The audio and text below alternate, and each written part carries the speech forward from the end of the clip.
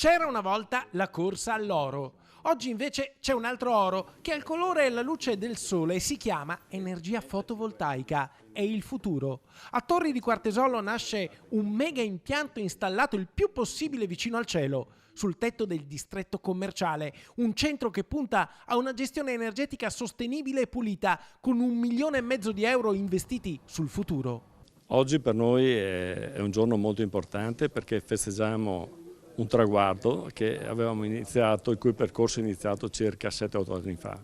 Siamo arrivati alla fine, possiamo dire con grande soddisfazione, perché la realizzazione di questo impianto fotovoltaico ci consente, da un punto di vista economico e finanziario, il risparmio di circa il 40% dei costi delle nostre utenze, ma soprattutto abbiamo efficientato il centro e l'abbiamo portato verso quello che è il mondo green. È importantissimo sia per l'ambiente che per la comunità. Ho citato due cose fondamentali prima, la sostenibilità come atto concreto e l'aderenza al territorio. Siamo molto vicini al centro commerciale, ma lo è tutto il territorio perché porta ricchezza ogni giorno.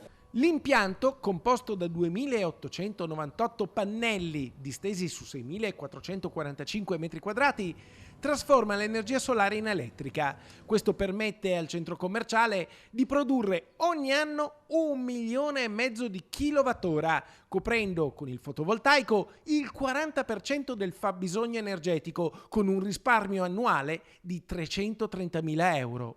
Il tema dell'ambiente è un tema che oggi è molto sentito e ovviamente senza gli estremisti e gli integralisti dell'ambiente queste sono opere che possono essere utili per il futuro dei nostri giovani e dei nostri nipoti.